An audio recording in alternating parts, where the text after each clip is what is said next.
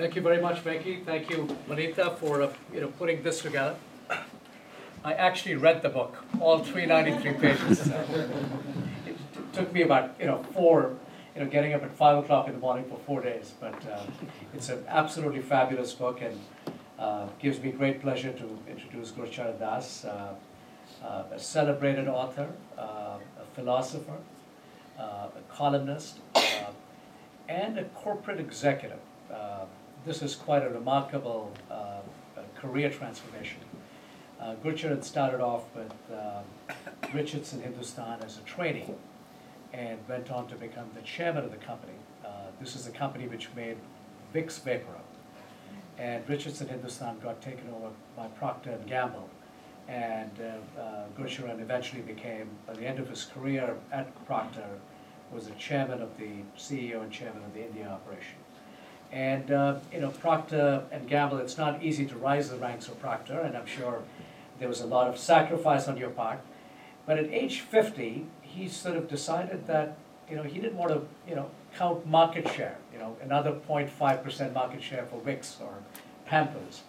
So the question I have for you, and as I was reading it, many of us think about making a career change. I think about it often, but I think myself included, I quite don't have the guts for it at this point.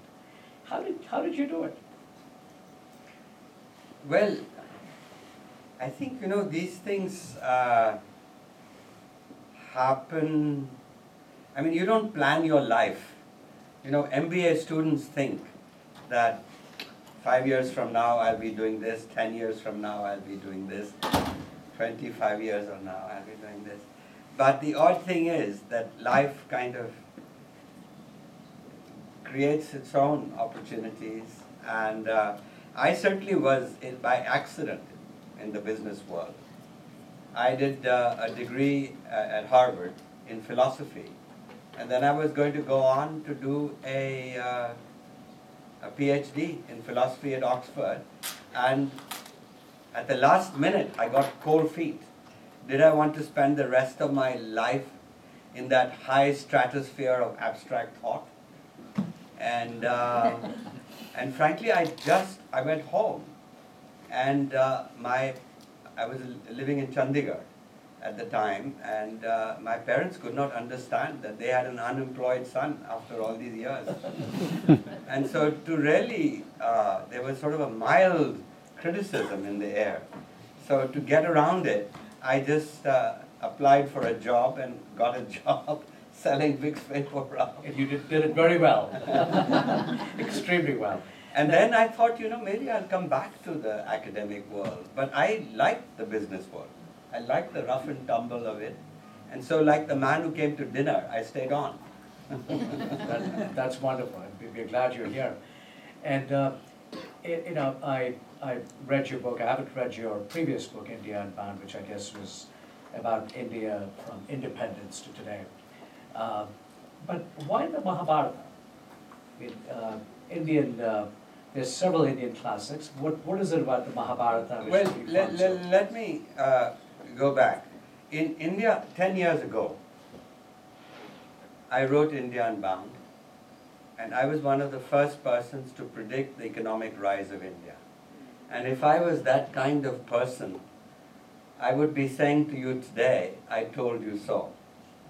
But even I did not imagine that we would grow at almost 9% for 5 years. And of course now we're entering into a golden age of growth. And so I think it's most people will accept the fact that in the next decade or and a half, India will turn into a middle class country, as it has happened in many East Asian countries. So that's the good news. The good news is that the age-old economic problem of India is going to be solved. Poverty will not be wiped out. I don't know whether you saw the cover story in The Economist. I did. And The Economist cover story this week is predicting that actually India's growth rate will overtake China in the next 3 to 5 years. Anyway, that's the good news. The bad news is that all this is happening in the midst of the most appalling governance. And by governance, I don't mean a politician who's caught with a bribe. Commonwealth Games. Commonwealth Games, that's exactly what I mean. Yeah, I mean, that's a sideshow. Governance issues that concern me are the day-to-day transaction of the citizen with the state. And almost every transaction is flawed. You know, whether if you want to go and get a birth certificate, you have to give a bribe. You want to get your driver's license renewed, and which I have to get renewed in a few months, in a month or so. And I'm already thinking, will I have to bribe somebody? So, but more than, I mean, I'm privileged. But if you're poor, I mean, 1 out of 4 school teachers in a government primary school does not show up. And 1 out of 4 who shows up is not teaching. So half the 3.7 million primary school teachers are not doing their job. And today, the primary school teacher in India is one of the highest paid members in a village. You know, it's 22,500 rupees per month starting salary, which is 7 times India's per capita income, when the global norm for school teachers is between 1 to 2 times the per capita income of the country. Well, what's the paradox here is, in spite of the governance issues, in spite of the well-advertised problems of corruption, India continues to grow. Is it because of the demographic dividend that there's so many young people and we're consuming it, or is the economic policy of the government frustrating? Well, no, it's actually most Indians will agree with you that it's really a story despite the government. And I say that the economy grows at night when the government is asleep. and we say that and we feel we laugh at it, but it's very sad. And in fact, a Chinese businessman, a very respected man, met me for dinner. And after dinner, we went out. He left me on the road. And while he was walking on the road, his foot got stuck in a puddle. I mean, in a sort of a something in the road. Anyway, it was a hole of some kind. And he said, "You've become the second fastest growing economy with this." And so I told him that yes. And, his comment was, so I told him about how we are rising despite the state, and he said, "So you have risen with one hand tied behind your back." And he says the nightmare of the Chinese leadership is what happens if that second hand gets untied. If India really gets its act together. So anyway, I don't think it's a race between India and China. Sure. But if you think of it as a race, both countries are going to become prosperous. Sure. The race will be won by India if it gets its governance fixed first, by China if it gets its politics fixed first. That's the Both bottom can be line. winners of the world stage. Yeah. So, coming back to the school teachers. Now, the governance failure has 2 dimensions. One is the institutional dimension. That if you could punish one school teacher, 1.5 million school teachers will show up the next day. But it also has a moral dimension. That when they come to school, will they say that we will teach with inspiration, that this is my dharma, my calling as a teacher, what economists call intrinsic motivation? And that's the moral dimension. So that is why I went to the Mahabharat, to come back to your question. That, If I can interrupt you for a second, I hadn't read the Mahabharat in probably 30 years, and for me it was a great refresher course about all the characters, and it'll be great for the audience if you can do a little tour de force of the Mahabharat, give us a, 10,000 foot view. Well, let me first explain right, why I went to the Mahabharat. The Mahabharat is unique in the world in engaging with the world of politics. Secondly, it is obsessed with dharma.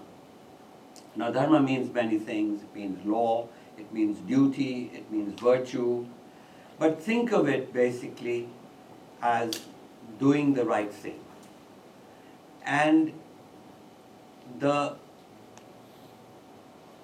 concern, you see, in the Greek epic, if the hero does something wrong, like Achilles in the Iliad,